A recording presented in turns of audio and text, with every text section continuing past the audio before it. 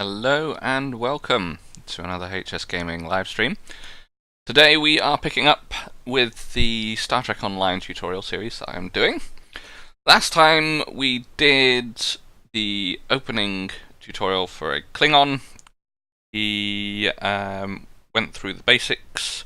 I showed you how to do keybinds, get rid of your annoying flying text notifications from people opening lockboxes, set up your ship power settings, sort out your trays on both ground and space, save your HUD, and load a HUD, rearrange your HUD, and today we will be going to a higher level character that's got a few more unlocks, going through the power trays and the different items that are available on those power trays, and basically going through the defaults that you get as a new player.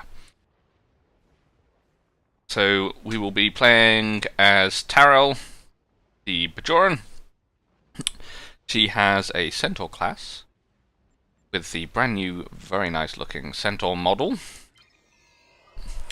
Really pleased with it, as Cryptic just updated. I mean, the original one was very good, but this new model is spot on.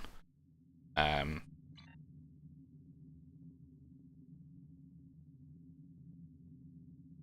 an Excelsior style saucer section with additions and tank tracks as they call them. She's a beaut. They did a really good job. Very high quality model. I am the leader. Go away.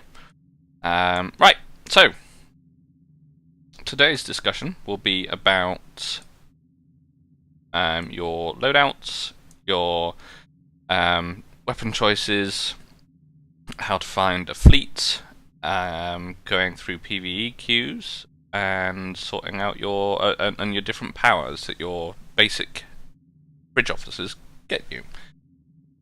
As I've watched a few videos on YouTube and so forth of people playing Star Trek Online, and I do notice a lot of people don't use powers as readily as they could, so they're not getting the most out of their ship. While I am definitely not a person that plays to the absolute maximum extent, I'm not a numbers man, I'm a role-playing man. That's my shtick. I like to build my characters, have a bit of a story behind them. I build my ship around that story.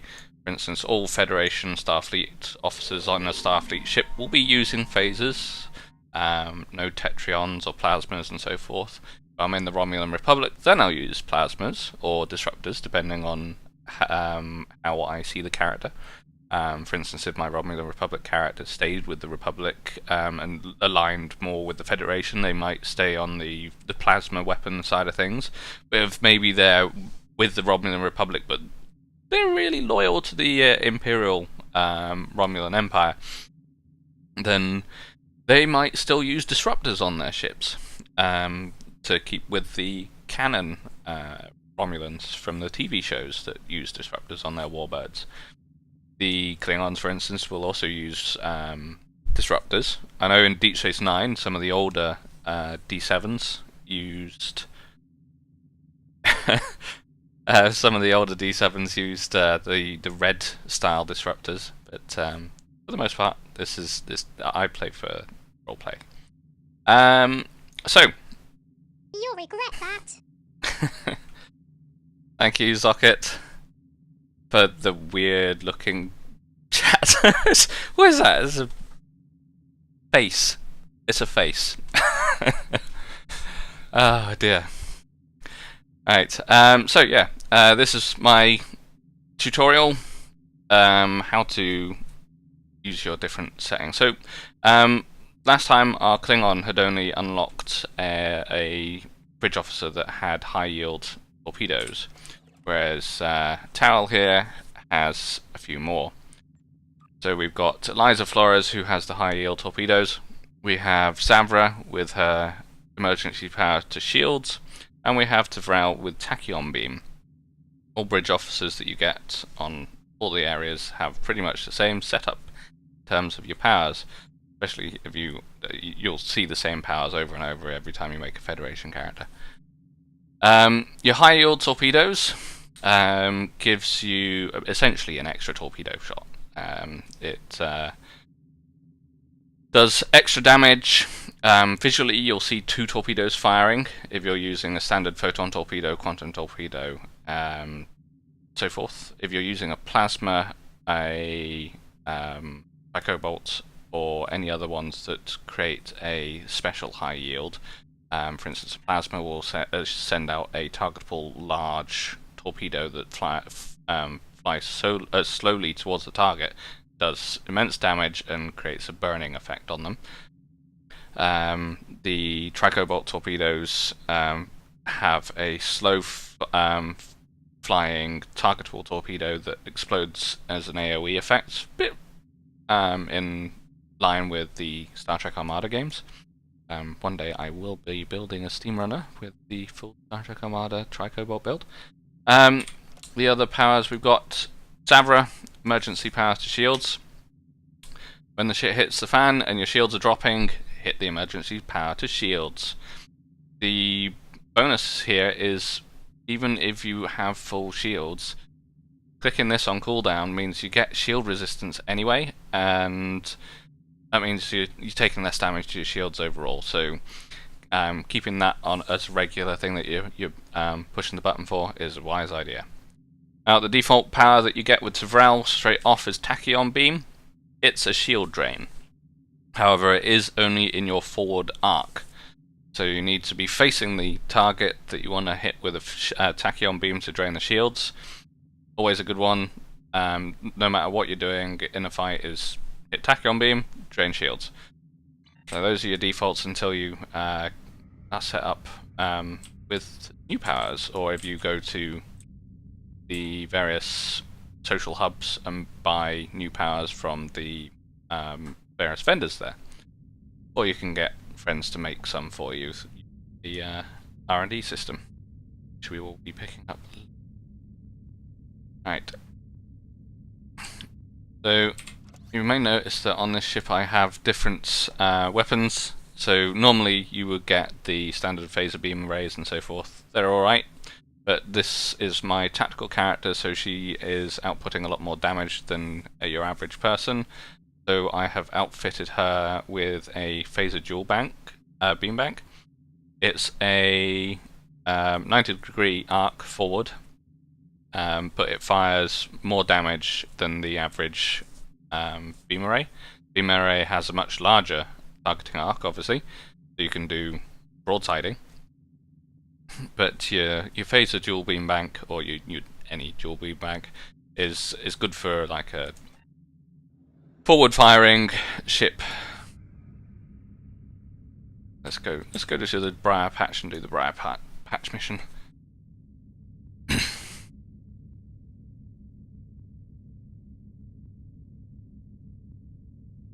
These days, I didn't need to do anything there, but as I was close enough. But the transwarp system is a lot quicker than it used to be, or it's now free. Sorry, not quicker. It's the same speed, but it's free.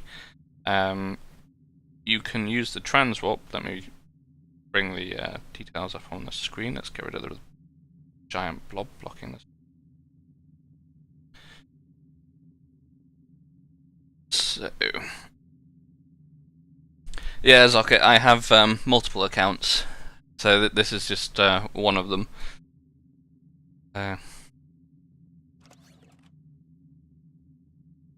Right, so yeah, on the missions drop down, you've got this icon here that is an arrow going into like a warp jump blast, essentially. You can hit that one, and it says transwarp on navigate. If you hit transwarp, it will automatically take you straight to the mission start location.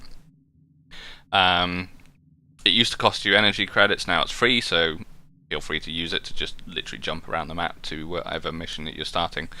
Kind of breaks the roleplay of being a starship captain warping to places and flying there. So you can still hit auto navigate, and it will auto navigate to your location as long as you're still in the same quadrant. secret orders.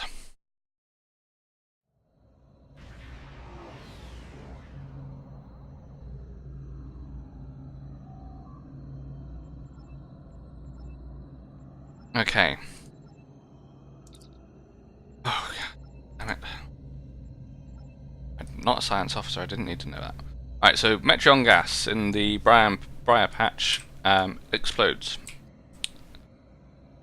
Use it at will with your enemy. Unfortunately, because I'm not a science officer, my character hasn't figured out how to fly quickly through the Briar patch.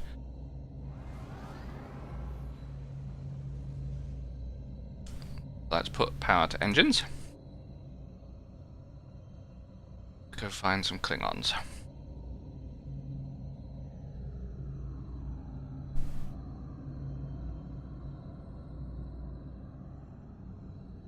I do like this model, it's very good. I've got the Eagle Moss model as well, and it's of similar high quality.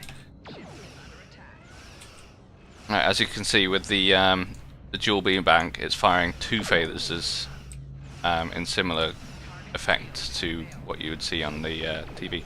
Right, so I've knocked out that line, hit the shield drain, rapid shield drain, as you can see, it's very good, especially at this low level. Let's hit him with the high yield.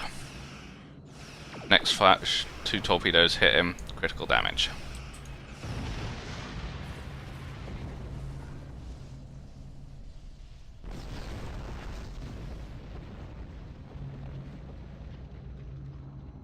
The differences between the classes are very noticeable in terms of damage output. When you are playing multiple characters and you've got the likes of engineers, science and tacticals all working together, the tacticals is very obvious how much higher their damage output just by default is compared to the other classes, but it's also very noticeable how much squishy they are compared to the other classes. So if you've got a team of friends working together with a standard makeup of like a 2 DPS, 2 sciences, and a cruiser tank, then you're covering all your bases.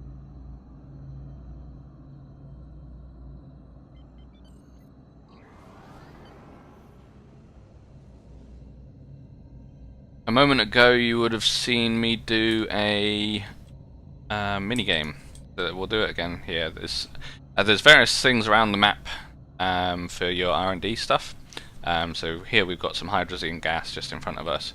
If I hit B for scanning, it'll point you in the direction of the nearest anomaly. As you saw flying across the screen there, there's 3 anomalies still left on the map. So the mini games for the R&D materials are wave matching. So you use your keyboard or you can use your mouse. Keyboard's quicker. To match the red to the other waveform to be able to get your reward. If you don't have to match it, you can just let it play out if you wanted, and you'll still get a reward. But if you match it, you get more reward.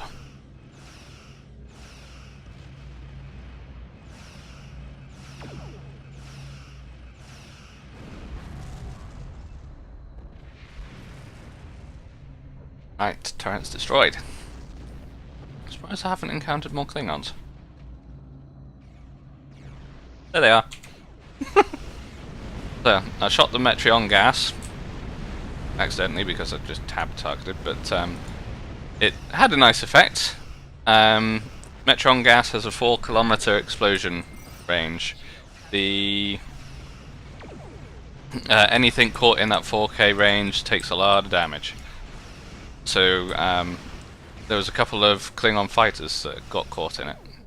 So you make sure you're outside of that 4K range when you're dealing with Metreon gas, and you can do some damage. Alright, let's get outside of this slow speed area because we want to go over to there.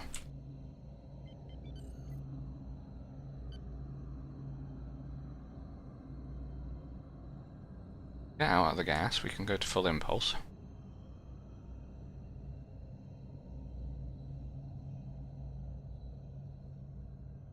Come on.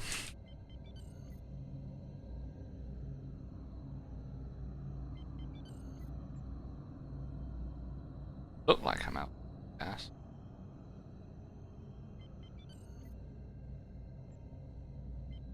Nope. Not letting me do the trick today. God damn it. Oh well. In the past I've been able to get outside of the nebula because it was within that area, but they have been revamping a lot of the older missions, so I'm guessing they fixed that trick. No more sneaking around for me.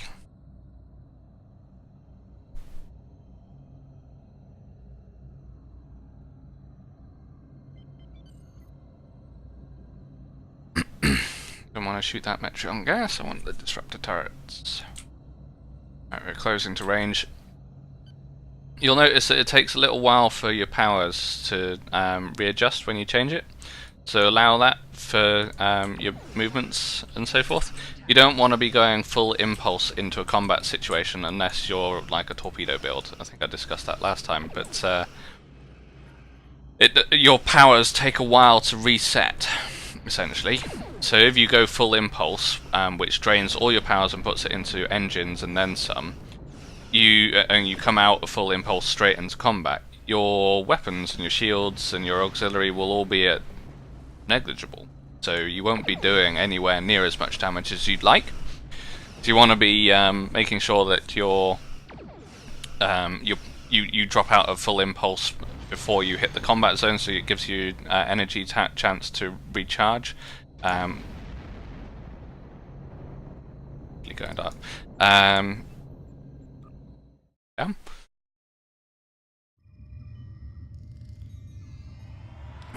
Yeah, so the only reason for jumping straight into combat zone at full impulse is if you're unlocking the impulse expertise and... where is it?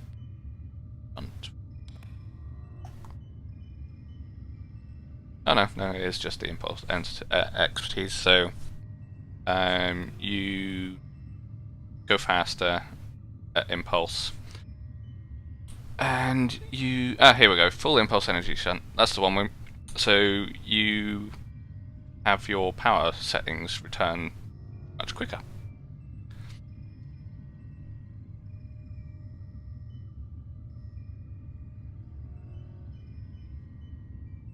Right, so we've got an away team. I should probably check if I've actually outfitted these properly. So you got your away team on your left. Let's have a look. Eliza Flores, she has a full auto rifle, some shields. Rel, you are my sciencey person. I want to keep you alive because you're going to heal me. Savra is my tanky person. Have that body armor.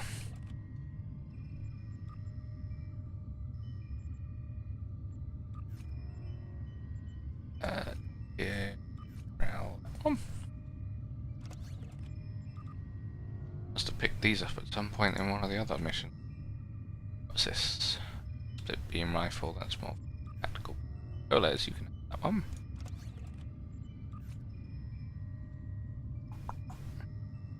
As I was saying earlier, I'm a RP sort of person, so these items here, phaser sniper rifle and phaser stun pistol, are from Discovery. So I am not too fussed on putting those on 2409 characters. So these are all 2409 characters based from their uniform and the fact that I'm on a 2409 captain character. It's career specific kit. So I've already got a photon grenade. Get something. Overwatch is a nice damage resistance. Suppressing fire slows and does a debuff on enemy. Go for Overwatch, I think. You got your kit modules, drag and drop into there, and it pops up on your bar. Let's move that one over there. Go straight in my head. Okay. Everyone's armed. This is an early mission, so we're not expecting to have to remember to make sure that everyone's got full set. So you've got your powers for your bridge officers there for the ground. They will automatically use them unless you tell them not to by hitting right click on them, so they go red and then they won't use them. You will have control over them yourself. I like them to do it by themselves. You can pause the zone if you wanted to. That's slowly ticking up the longer I stay in the zone. You can pause it and give your bridge officers individual orders. So if you wanted to do, like, if you find yourself in a battle, you can pause the zone, move your bridge officers to give your bridge officers orders in order to flank the enemy and get the biggest damage bonus you can. Reach the door.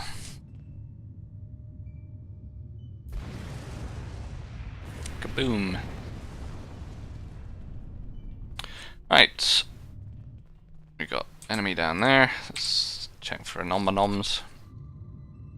That is down that direction, so it's downstairs. Okay. As a tactical officer, I am all about the damage, so I will hit X on my keyboard to go into my zoomed in view. This gives a 30% range damage bonus, as you can see on the top left. If I crouch, it gives dodge bonus. However, I have a minus 100 damage resistance to melee attacks, so if someone comes in and whacks me with a batleth while I'm crouching, my damage resistance is not going to cut it.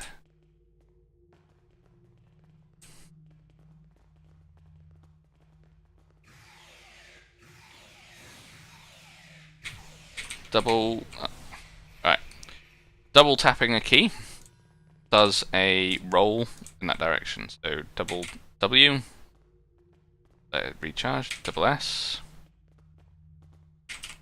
double A, get off the wall, double E. So how you get out of those grenades area of effects that you see on the ground. You see the red marker that was on the ground a minute ago.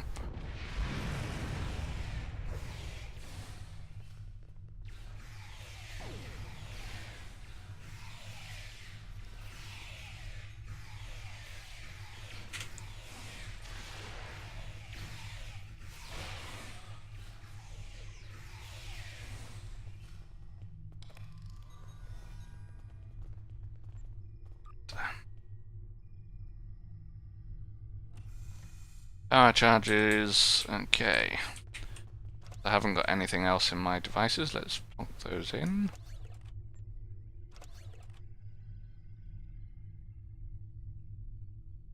We got some hypos for health, shield charges for recharging shield. Your small power cell gives bonus damage to energy weapons, and Synthale is a quick heal if I need it. So there are anomalies on the ground as well as in space.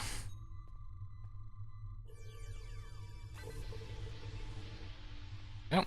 Now hitting V for the sensor thing, well, it'll tell you how many anomalies are in this area still, but it won't always point to the direction of the anomaly if there is an interactable item in the area. So this door is glowing as an interactable.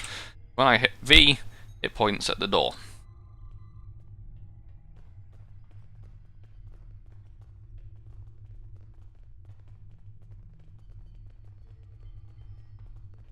Let's rescue some captives. So you when dealing with the interactable text, if there is story text that's different to the quest text will be in green. That's what you want to progress through. If you want to go through quickly, just hit the green stuff. If you want to read the story text, go ahead. The writers of the game have done a lot of work on getting the story text in a decent place. I didn't want to hit that one, I wanted to throw a grenade. Right, let's crouch. So this will give damage bonus to myself and crit chances and perception, so let's hit that. And throw a grenade at the Klingons. I have my settings on this character so that she doesn't need a target in order to actually activate a weapon. She'll just pick the nearest target if I hit a weapon, but it won't come up on the screen. because I generally play this character along with other characters. Having multiple instances of the game open. On the system, but Star Trek Online allows you to actually do it. Is unlike other MMOs. You just simply go into your wherever you've installed it and load the exe again. Ooh, the launcher exe. Ow. And load in your other account.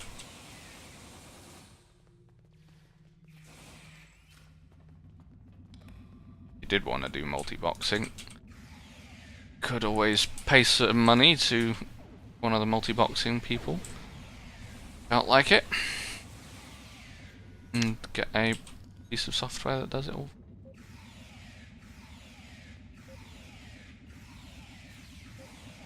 Swordmasters. I do not like Swordmasters. It's a leftover from the old days. When the game first launched, ground combat was very deadly. And Swordmasters would run up to you with a bat'leth and absolutely decimate you. So you always had to target the Swordmasters first and take them down. These days, they're a lot easier.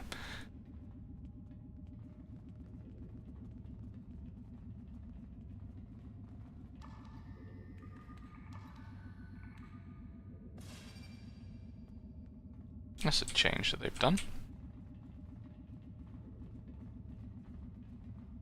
It's interesting. So, you notice that there's like a little ghostly image of where the spatial charge is going to go. In the past, that was like a see-through yellow item of the actual spatial charge, so they've done some work to remove those weird see-through ghost items, which is very cool. That's very cool. It adds to the effect of the game, I think.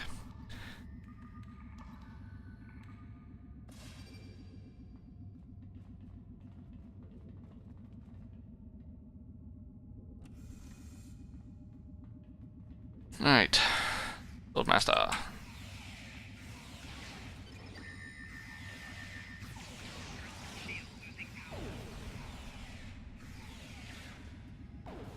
Okay.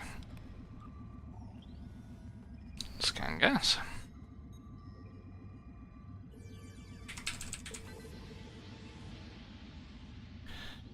Right, I have done this mission so many times that I know that when I finish up here in a minute, I will be able to get ready for some Klingons that will spawn in that square there.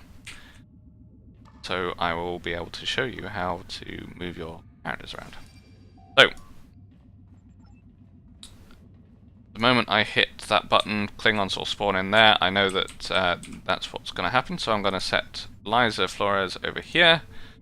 So I'm clicking these little arrows, so I can do the whole lot all at once. With that one, this is like the full team control.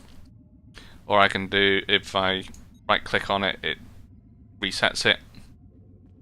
I can do individuals because I want to have them spread out a bit. Let's go over there. Brow, come down there, and Zavra over there. That way, Klingons spawn in there, they're gonna get flanked by my two damage dealers tacticals, and Zavra and Tivral will draw their attention in front. That's the plan. Knowing my luck, they'll have changed this mission since I last did it, and that won't happen. Hello, Klingons.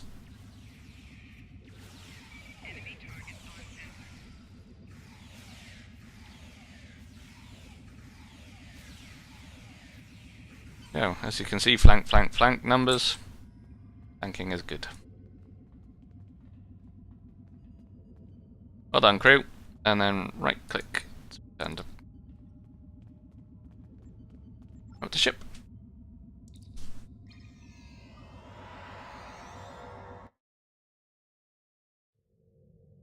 Face to face at last. Yes, but that.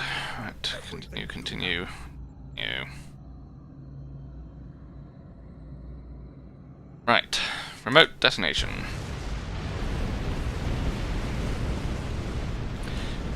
The amount of times people get stuck and think something's broken, and they've just missed a button that's appeared on the right hand side of their screen.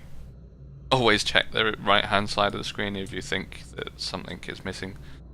It's probably there waiting for you to push a button. Alright, so there's a Raptor escort over there.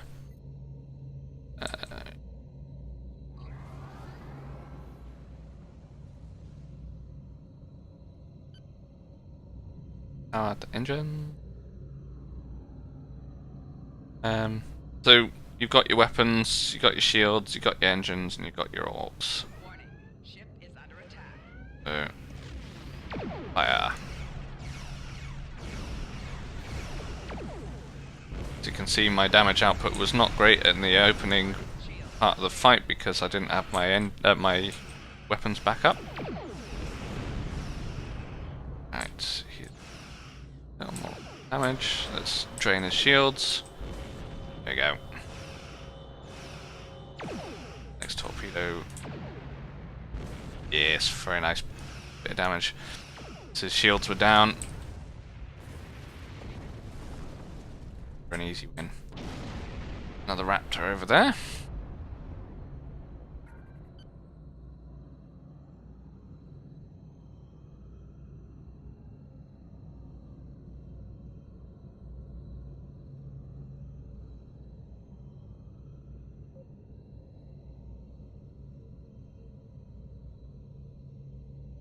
Oh, so I'm going into combat. Weapon power up.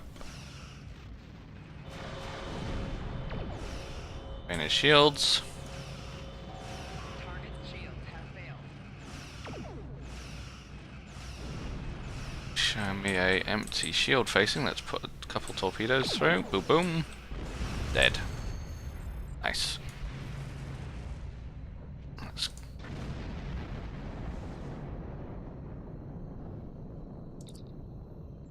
that system. Alright.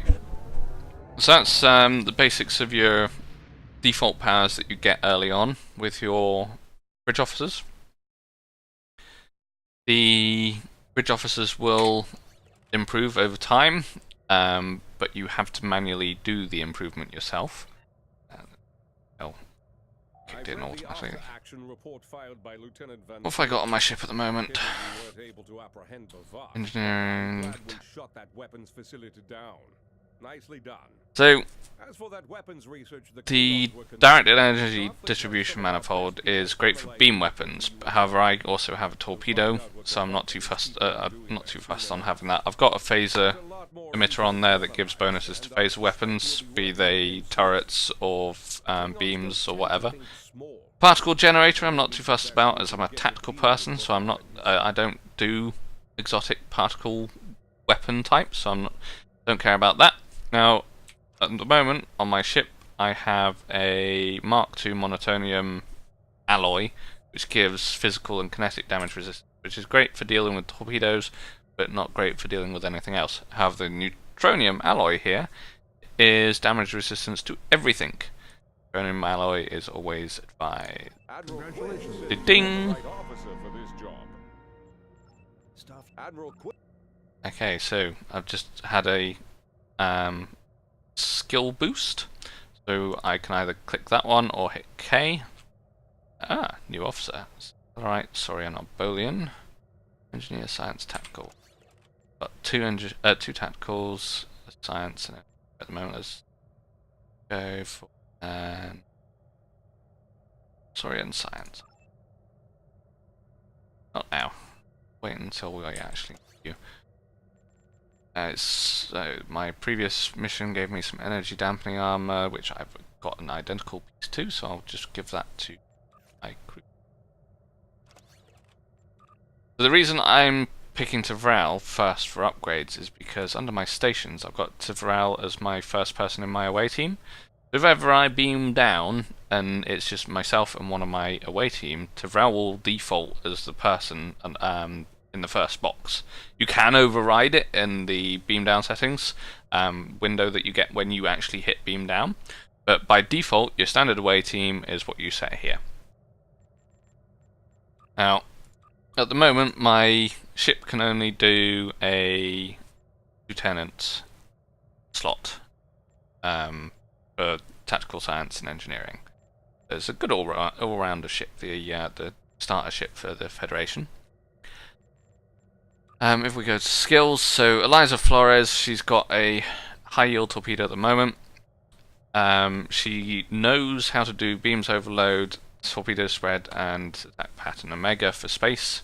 The beam overload is a nice crit bonus on beam attacks, and does, if you have a look at it, 570% of its normal damage. It's a whopping increase. Torpedo spread is multiple torpedoes firing at multiple targets within your forward arc or your reverse arc, depending on which torpedo you have that activates at the time. Attack pattern omega is a turn rate speed boost, damage resistant bonuses, and defense bonuses. It also means that you can't be hit by tractor beams, which is very handy against the Borg and other people like the Terran Empire that use tractor beams exclusively. Nasty things. If you want, your characters will have access to this within your stations as you get new ships with new stations available. Your characters will be able to use them. However, if you didn't want those particular abilities and you wanted to train them in something else, you would have to have the character or the person at the rank that's relevant to that slot. So say if I wanted to retrain Eliza in the beam overloads one, the lieutenant power. So at the moment she's got beam overload 2. Say if I wanted fire at will for the multi-spread, multi-target weapons fire of beams, I would need, as it says here, to promote her first. So I would have to hit the promote button. At the moment I can't because my character itself is not high enough rank in order to promote those below me. I'm just a lieutenant myself, lieutenant grade 8 at the moment. Everyone below me is still just a cadet. If I hit K, let's spend my points. So I've got 2 points to spend because I haven't done any point spends for a little while. Some more tactical stuff. More damage output. I won't go into the details of the specifics on the powers and everything because you can read. Hopefully, you're playing a computer game with lots of text. One hopes you can read. There are things like the Stow Builds Reddit that go into in-depth information about each of your power settings and your various skill points and things that feed into it. What you want if you're going for a complete DPS nightmare machine. If you're interested in the race for the highest DPS, then the Stow Builds website is on Reddit is the way to go. The other thing I wanted to discuss today is PvE queues. PvE queues are in this button here, PvE Task Force Operations. They stopped calling them queues a little while ago. I am level 8, which means I can only do the Federation Fleet Alert stuff at the moment, because that's level 5 upwards. So we're going to queue for a Federation Fleet Alert. At level 50 I can do Join Random. Those are really cool. You basically hit that and it'll group you up with 4 other people to do a completely random task force, and you'll get extra bonus rewards for doing it via random. And the bonus rewards are definitely worth it. So I'm going to hit Federation Fleet Alert. You might not always have that available. You might need to join a fleet first. I have gotten so used to just joining a fleet straight away after I make a character that don't always think about it. So that tick is now in the box, indicating that it has been queued up, waiting for a team. You can see the green flashing there to indicate that it's queued and waiting. For the most part, the people that are in the random queue will filter into any queues that have people manually waiting in ones that people have actually individually ticked. So anyone that would be in the normal difficulty, indicated by the little rank pip, queue for the Federation Fleet Alert, will have people filter in for the random or other people that have actually ticked the box. So you can also change the difficulty once you get higher levels and so forth, from normal to advanced. You can set your filters to ground and space, so you can choose between space missions and ground missions. Searching for a fleet, so imagining that I didn't have a fleet already set, you go into your social tab by the little button up at the top right with the 3 people, or default is O, O for Omega on your keyboard, O for Oscar on your phonetics. Then you go to Find Fleet. So it'll give you a lot of different fleet choices here. You don't have to pick that if you know who you wanted to go and find and join. If you know your friend is, say, part of the FMJ Syndicate, our head fleet. That's you search for FMJ Syndicate, though I think they might have theirs off the search. We do HS Elite for. Of course, it's not going to do it this time, is it? It worked earlier when I was testing. Let's see.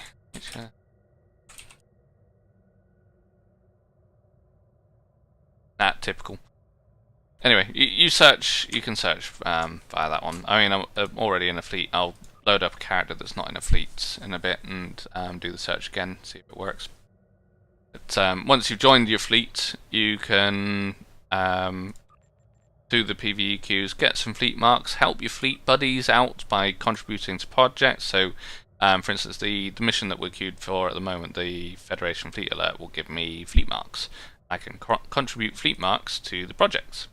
And by contributing stuff to the projects, be they expertise, your energy credits, duty officers, fleet marks, dilithium, that sort of thing, or special event stuff. I still have not done the 2018 events. It will trigger an upgrade in your fleet, and then you get fleet credits as a reward. Fleet credits are then spent in your fleet for goodies. So you can go to your fleet's various outposts and do goodies. While we're waiting for the PvE queue to kick in, you can still go around doing your normal things. So if we continue on with the Doomsday device, waiting for our PvE queue to kick in. Surprised it hasn't already kicked in, but there we go.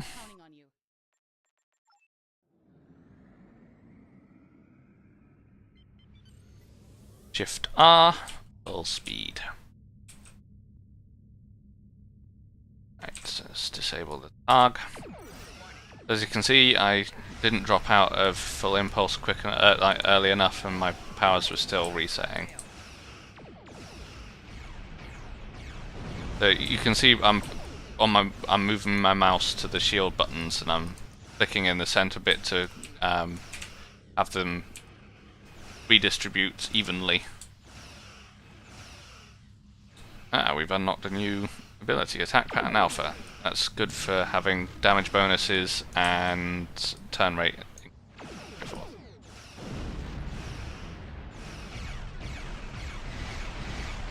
There is a thing that people do called Alpha Strike,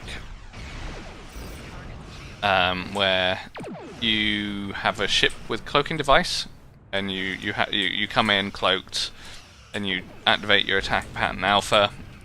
Activate your other bonuses like your high roll torpedoes, your weapon your phase bonuses and things, and you decloak for your bonus that you get from being coming out of cloaker, like an ambush bonus essentially, and you do an astonishing amount of damage. Hence the terminology Alpha Strike.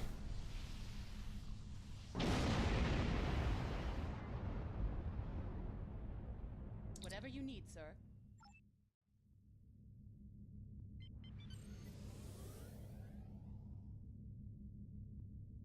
Hold the targ.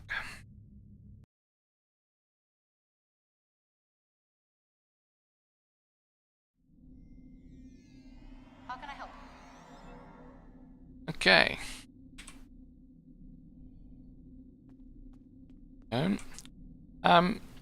Something a little different that's in Star Trek Online that most MMOs don't have. If I press B, I get a third-person shooter mode. So you can see on the bottom left of my display there, 1, 2, 3 are now your mouse buttons.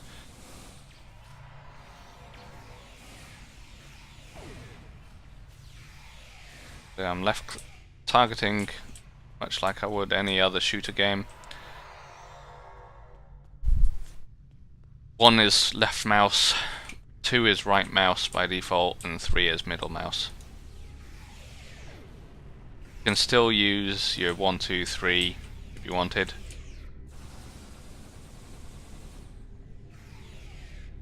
It just changes the way things are a bit. You get a little buff as well.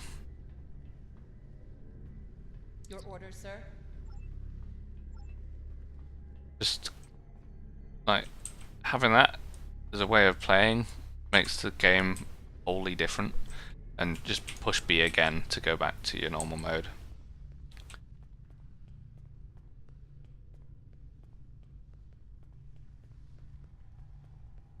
Charge. Bridge.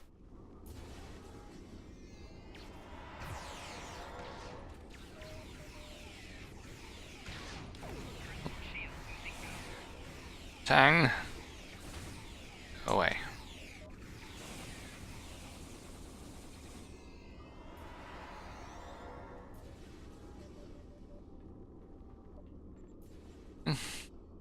Whatever you need, sir. Captain's personal log. Yep. I have been betrayed by my first officer. Aha! So, task force is now ready. Have 1 minute in order to respond before if you hit accept, you'll go straight in. If you hit decline, you will come out of the queue and you won't go. You'll have to manually go back into the queue. So it's now waiting for everyone else to hit accept.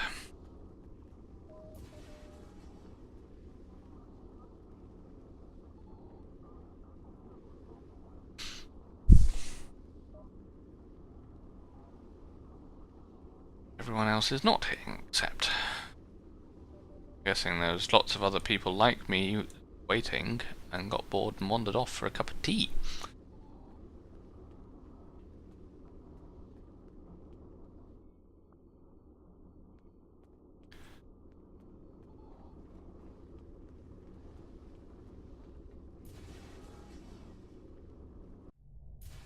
No, no, I wanted to break. Wrong button. Silly me. Kavalk. Hi, Kavalk.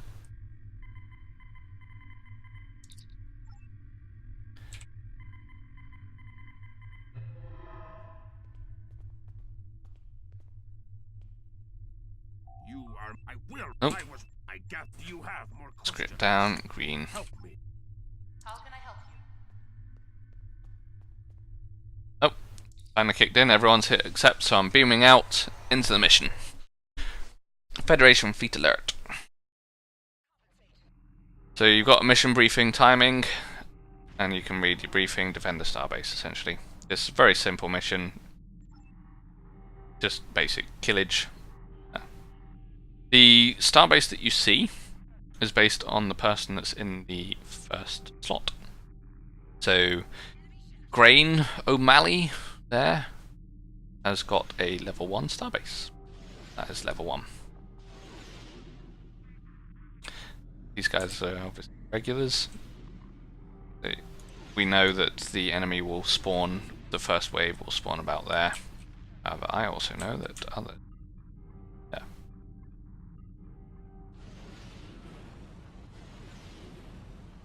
Viking spawn is still... must be on a ancient computer. So, you've got the pop-up there, that the little cinematic.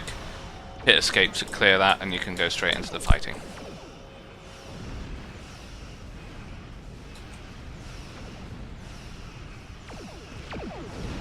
Louis. away from the explosion before it damages me with evasive maneuvers. There we go.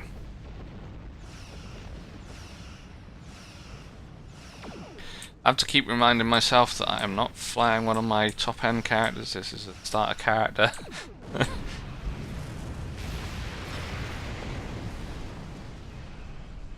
Oh, let's get out of here. I don't particularly want to be the one at this end. I don't. That was not a good place to be when everyone spawned. This entire group is tactical. Tactical, tactical, tactical, tactical. I'm not high enough, but I'm going to hit need on those anyway because it's a random group and everyone's going to hit need. And you can always sell the stuff or you can scrap it for salvage.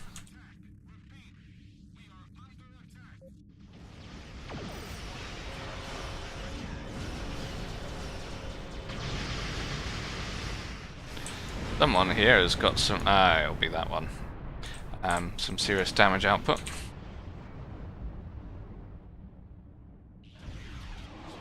Ah, not again.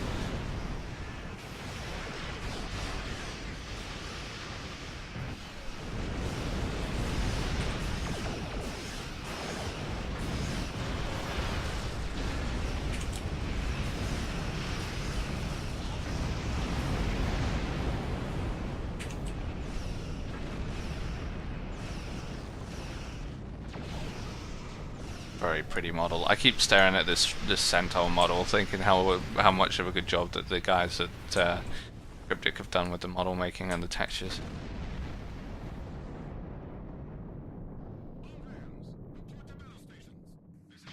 Slow turning starter ship.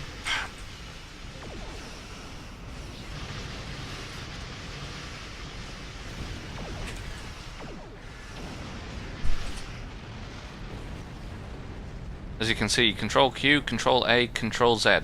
Q's A, Z on the left of your keyboard for your need, greed, and pass. So Control Q.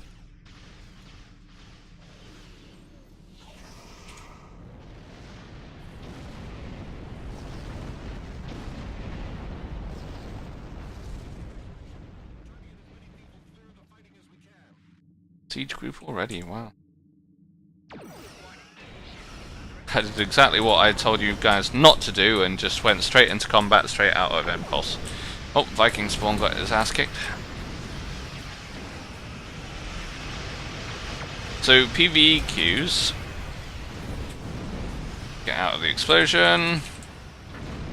PvE queues will give you an average of the team's level.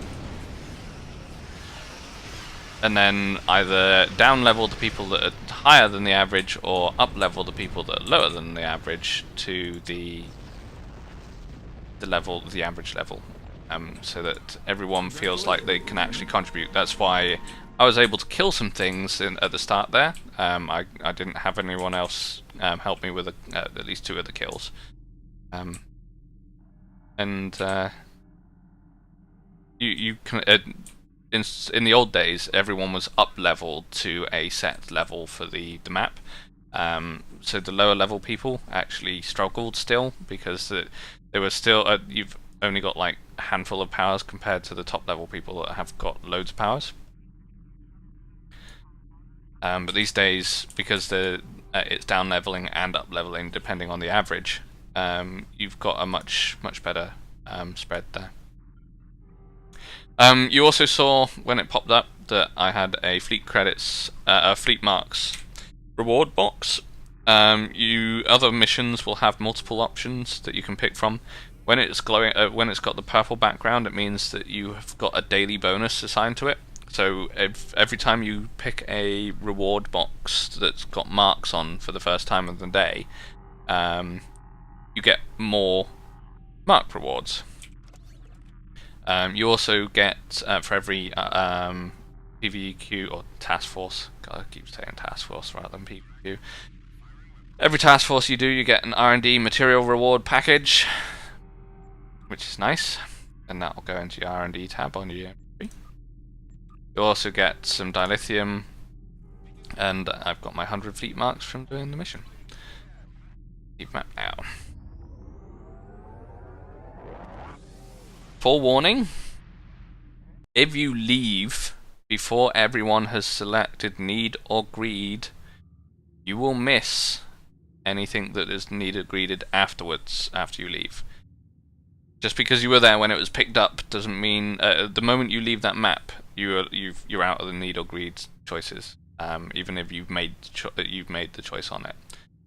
So stick around until everyone leaves. That way you make sure that you've got all the greed things done.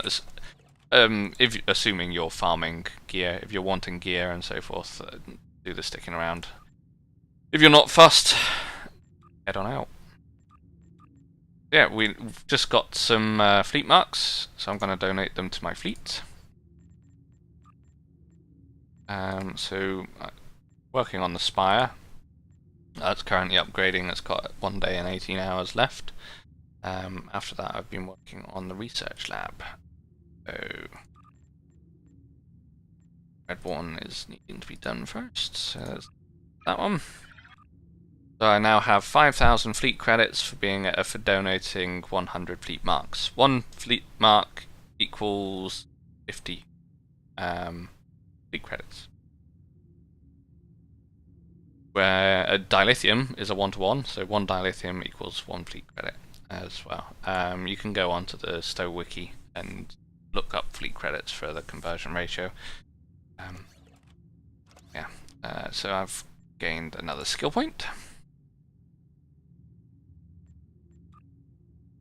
Right, so next up, I want to talk you through the duty officer system. I will switch to a character with a level. You need to be level 11, I think. Have the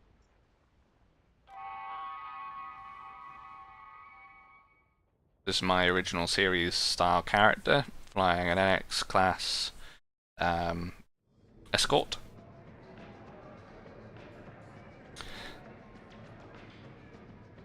Oh no, EM wave. Hi! So this is my level 65 tactical character on this account. She has, because she is high level, she's got the Endeavours option. Go away! On the HUD. So Endeavours are wonderful cross, like all over account system. So you've got your universal Endeavour that will give you a goodie box, but your personal Endeavours are where it's at. So you've got your green, yellow and red. Green, yellow and red indicate your difficulties of doing these things. They aren't really difficult, to be honest. Like sometimes the red one will have like the special cues that might be a little more difficult, but for like healing health on the ground, that's easy. When you get your personal things, it'll give you progress towards a perk point, and your perk point is account wide. When you unlock a perk point, it'll give you a choice of randomly of 3 of these various items in your perk listings to increase by a certain percentage or a certain point.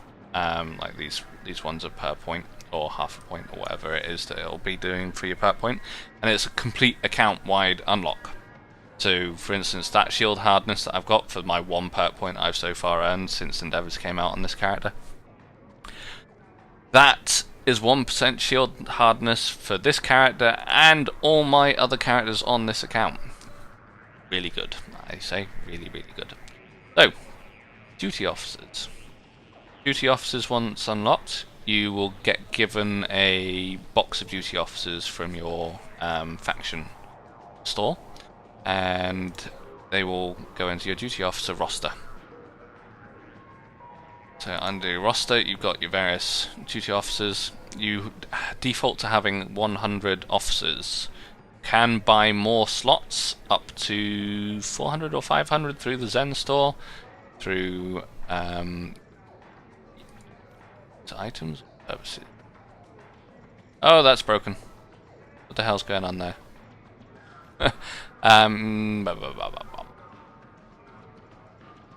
Duty officer slots, there we go. There we go.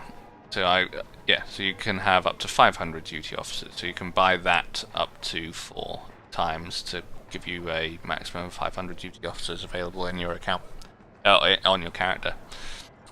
You can slot active space and active ground duty officers that will give you bonuses to your character depending on space or ground. Some of them are both space and ground.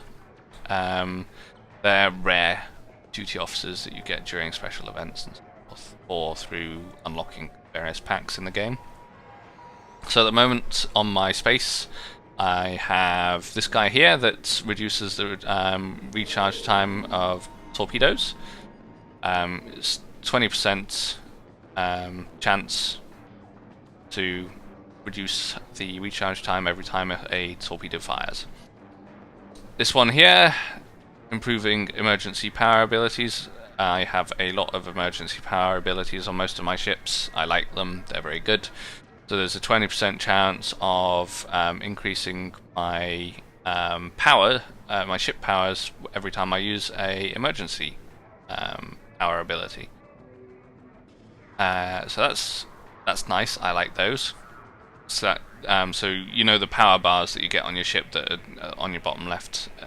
That'll give you like a bonus power level, 20% chance each time you hit the emergency power weapon,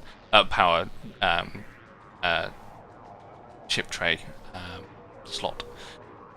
This lady here has a chance to reduce the recharge time for emergency power abilities.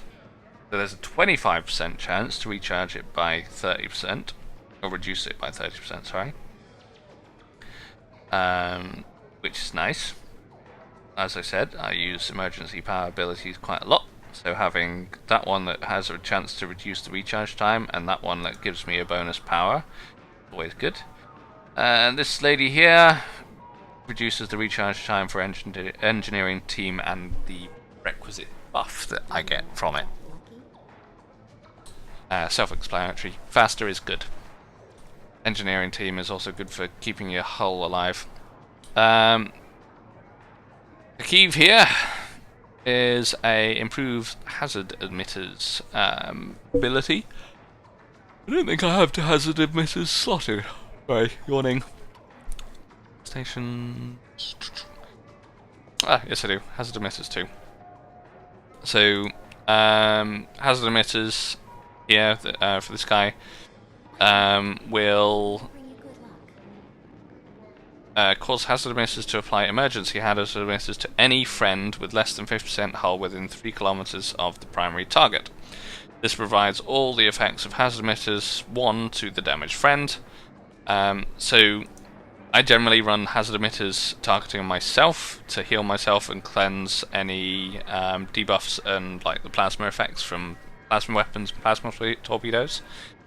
The hazard, then if I have a friend that's low on hull that's within 3 kilometers of me, when I hit my hazard emitters, Akiv there will send a copy of hazard emitters Mark 1 over to the friend to heal them up as hazard emitters heal hull and also help with the debuffs and everything. So yeah, your duty officer system is very good for getting all those like hidden little bonuses. They're very powerful. Always make sure you have some slotted, even if they're white or green level, doesn't matter. Replace them as you get better ones with the better rarity. The better the rarity, the more power that they have. Let's get rid of that crap. Going into the duty officer section. Set your filters to those with your met requirements. If you have it as all, at least you can see what you've got. So, for instance, this one is an actual a set of missions. So there's 4 sets of missions with this shape-shifting lockets thing. But I don't have any shape-shifting lockets on this character. I'd need to go and find them out in the world, or haggle with some Ferengi trader to get them. So at the moment, it's redded out because I can't do it. So get rid of the ones, so I've only got the ones with met requirements. I always do personal first, because personal gives the personal missions are always the ones that will give you buffs for it. So, for instance, the assignment buff here that I've got on my top left of plus 25 personal shields expert. It's because I've been doing the personal missions, and they give you buffs that usually last an hour or so within the game. So I make sure I do these. So under personal, hit the plan. It will autofill your best officers for it. To hit begin. And just go through one by one, getting them done. The current map, it will give you a list of the various different things that you can do in the local area. Ah, doggy. Let's beam up. Go. Sector space has the most. If you're in a mission map, you won't have anything appearing in your duty officer mission system because you're in a mission map. You need to be in sector space or a social map. Oh wait, and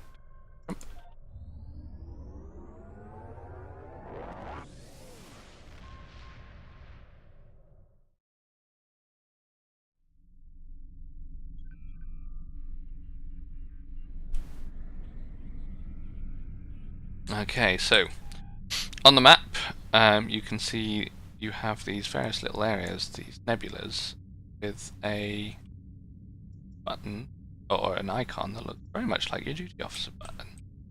You can actually fly out to these, and there's special duty officer missions within these nebulas that will give you extra rewards. There are hidden missions, for instance, over in the go out to the galaxy map. So if you're in the Alpha Quadrant, over in the Cardassian sector, over in that area, in Cardassian space, your duty officer missions that are listed in the current map or within the nebulas over here, they have a chance of giving you a Cardassian bridge officer, which are they're very rare. So if you're role-playing as a Cardassian captain using one of the Cardassian ships that you can get in the game from the Zen store, tier 6 Cardassian ships, like this one, and you wanted to crew it with Cardassian bridge officers. Ah, there it is.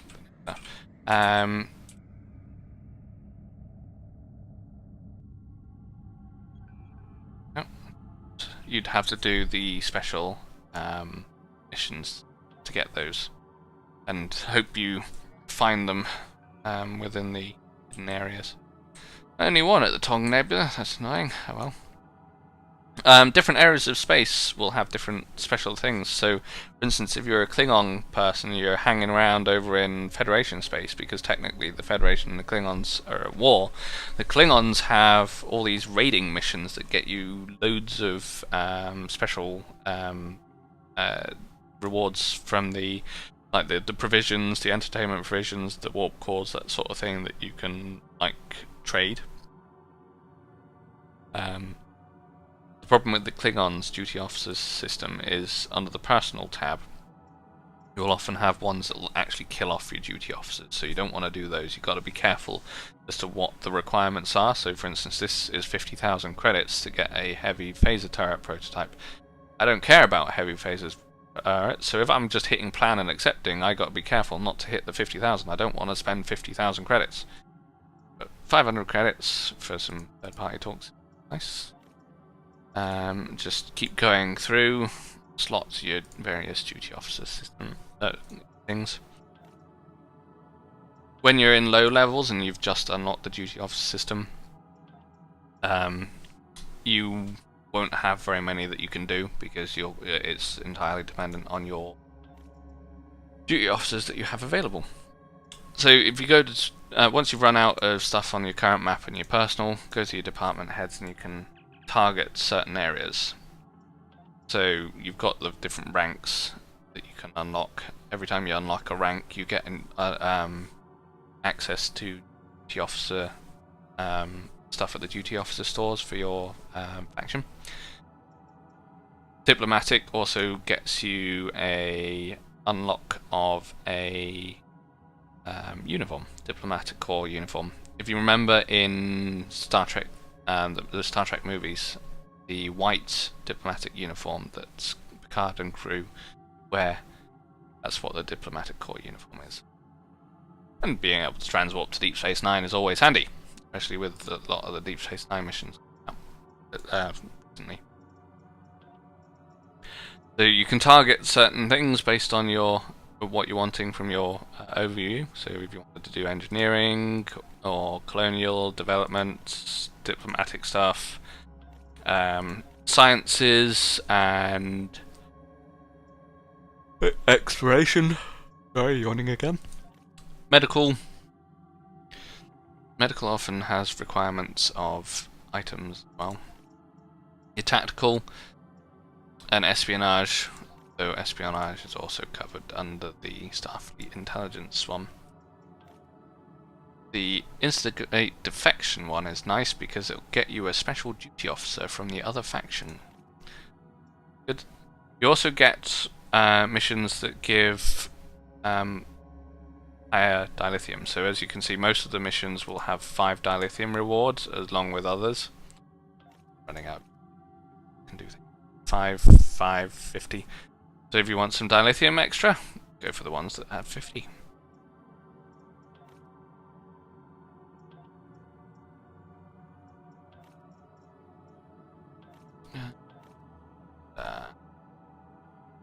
Resettle colonists will give you a load of civilian duty officers. Now, if you were doing things in your fleet, there will be certain projects that want civilian duty officers. There, civilian duty officers. Civilian duty officers. You can get your civilian duty officers from there.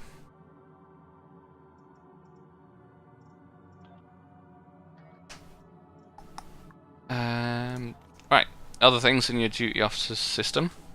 Once you hit level 15, I think it is, you unlock the R&D system. R&D is for building things. So, for instance, phaser arrays. Build a phaser array. As long as you've got a duty officer that can actually do so, and the required items. So, for instance, if I wanted to build a Mark II phaser beam array, I need the focusing lens, which I already have, and some targeting interfaces that I don't have. So I click the little button there, I can make some targeting. And it uses the R&D equipment that you've been picking up as you play the game.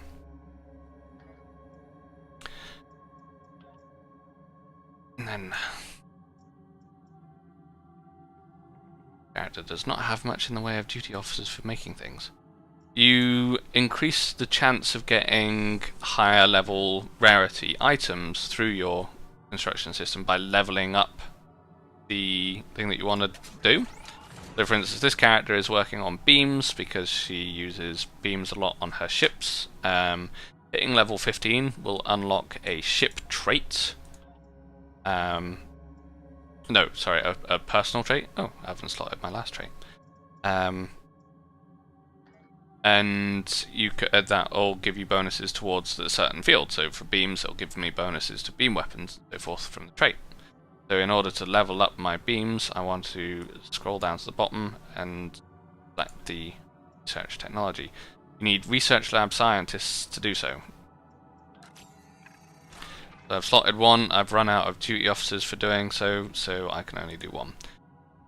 If you were wanting to focus on your R&D first, that's what you want to do. If you wanted to get to 15, get that trait, or get to 15 so you've got a higher chance of being able to build nicer stuff and unlock the special things. For instance, there's a special beam 360 beam array weapon that you can build once you hit level 15.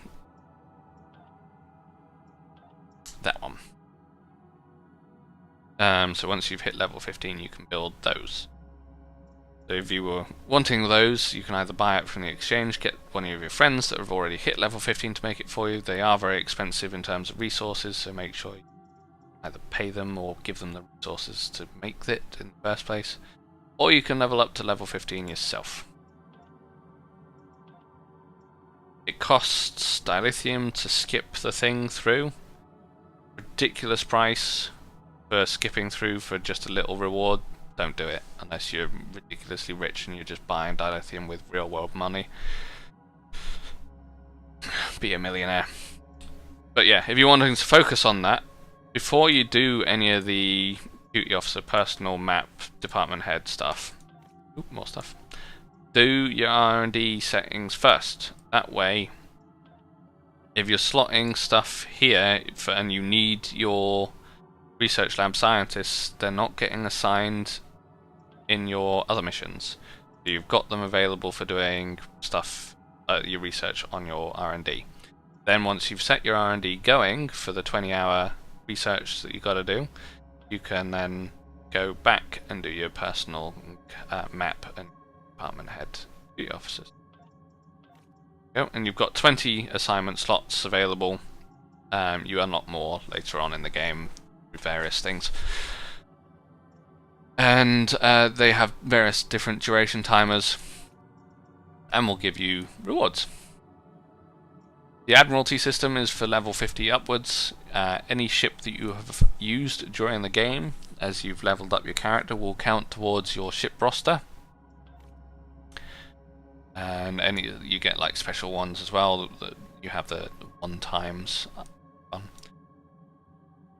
And your Admiralty System is very much like the duty officer system, other than the fact that it does not auto slot the ones that are most efficient for using.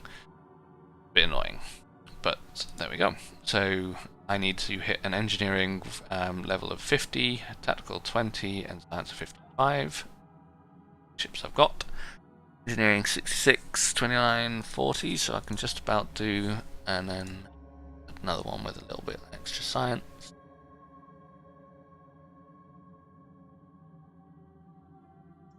So I need another science.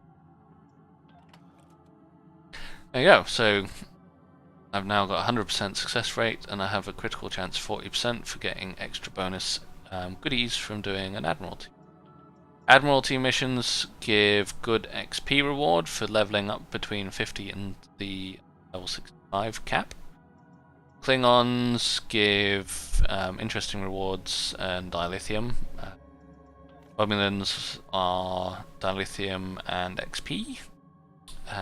Friendly Alliance is energy credits and latinum. See, big credits for. But you've got high levels of requirements. The higher the reward, the higher the requirement. So you need to have unlocked a lot of ships on your account. You just need to have activated them in your character. You don't need to keep them slotted. You don't need to keep them in your dry dock. You just need to have activated them, and then you can just ditch them as soon as it unlocks the ship for your Admiralty System. What else have we got? We have the Zen store, which I've gone through, so you can buy Zen if you don't have enough Zen to buy stuff. Keep an eye out for sales. It's best time to buy things. They do announcements in the run up to the server resets every Thursday, so keep an eye out.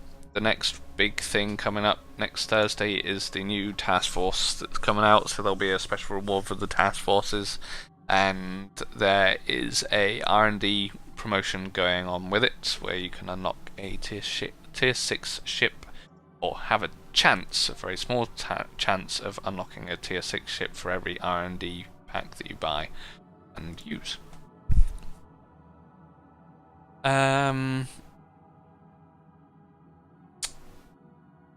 The specialities that you get on your character after you have finished your skill tree start unlocking towards specializations. You can constantly unlock point after point after point. You will keep unlocking points until essentially you have enough points to fill every single one of these specializations. After you have unlocked all of the points to fill all of the specializations, every time you finish an XP bar, you'll get dilithium instead. Specializations are depending on your playstyle. If you're a DPS crazy person focused, then have a look on the stow builds for what specialization people recommend for that. I think it's still intelligence workers, intelligence officer is one of them, and strategist maybe, sure, maybe command. But if you are looking for stuff to work with your team, or if you're more of a roleplay character and you want something that fits more with your character aspect, have a look at the specializations, have a read of the specializations that are available. For instance, the command officer one, it doesn't look powerful, but it gives you bonuses to your entire team, and right down here gives you extra XP for you and your team. Everyone likes extra XP. Get this specialization. Be thanked by your teammates. When you go through your specialization, as you level up through the specialization, it will unlock the ability to train your duty officers. That is done through the duty officer system as well. In the R&D slot, you can go into your system and officer training, and you can build a pad using the energy credits, lithium, and your special R&D materials. And when you create your pad, you can use a pad to train in your various items there, and then you can use that to train your crew. This character hasn't unlocked any specializations, otherwise there would be like specialization ones as well. Other than there's a specialization qualification that you can unlock for your bridge officers. So for getting the specialization qualification for intelligence, I would need to have made the various intelligence officer power ads, and then that all contributes into the qualification unlock. So very expensive to make, and you'd also need to have unlocked those powers through the specialization anyway. Once you've got one of those, you can then use it on your bridge officer. Nope. So for instance, if I wanted to make Adran here into a intelligence officer, I would get an intelligence officer pad, qualification pad, and then select from the drop down, once it is assuming I've got it in my inventory, and I'd hit learn against intelligence specialist. Your bridge officers can have all of it. However, they can only have one active at one time. And then you set up your abilities through the various yeah, so you can click each rank. For instance, on here I've got I have a science. There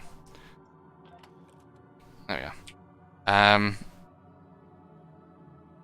When you unlock your other specializations, you'll get at the bottom another section. So at the moment I've just got science abilities. I could have intel abilities, pilot abilities, and so forth unlocked for each specialization I assign to him.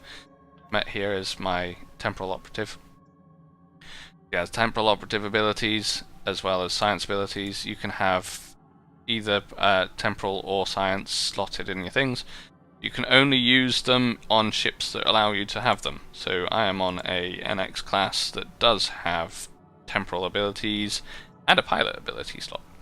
So Tamet at the moment is using just her normal science abilities here, but she defaults to using temporal stuff, so I could change it using the buttons and just pick which ones I wanted to have active ship, or just reload default and have all my default things that are selected on Tamet herself under this. I think that is that for today. I've done an awful lot of talking. My voice is getting hoarse, my throat is getting sore, so I'm going to call it there. As you can see, this character has unlocked more of the duty officer, the PvQs, the PvE task forces. You can use them for getting your reputations as well. We'll go into reputations next time, as that's a little more advanced. and we'll go into different loadouts and different equipment that you can get in the game next time.